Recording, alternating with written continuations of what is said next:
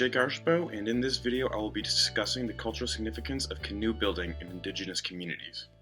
Now, the process of canoe building was once a prominent characteristic in the cultural identity of many Indigenous communities. Unfortunately, ever since the introduction of the electric motor, many of these traditional methods have since been forgotten in favor of the outboard motor.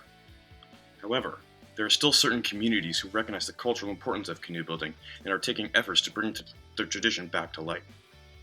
Two such communities are the Dogrit people of what is now the Northwest Territories and the Anishinaabe people of what is now Wisconsin. Each of these communities have adapted their own unique way of upholding the cultural methods of building the traditional birch canoe.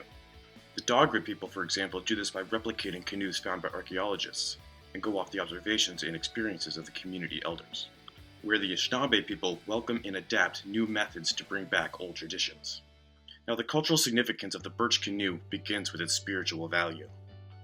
Now, in the case of the Anishinaabe people, they see the birch tree as a living spirit that offers us the life from its bark to make us stronger.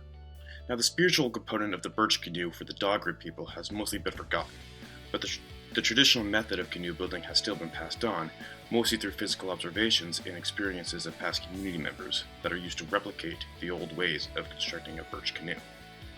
The Anishinaabe people, on the other hand, welcome and adapt new and better methods of building the canoe, where they believe that if their ancestors had a chainsaw to cut a tree down, they would most likely use it, because at the end of the day, you still have an Anishinaabe canoe because it was built with Anishinaabe hands.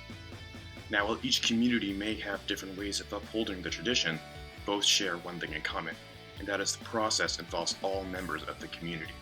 The best example for this lies with the Dogrit people, where the men would complete work on the frame of the canoe and then call for the women to sew on the bark.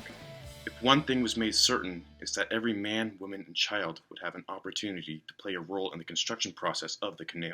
With all that being said, it brings this video to a conclusion. I sincerely hope you have a fantastic remainder of your day.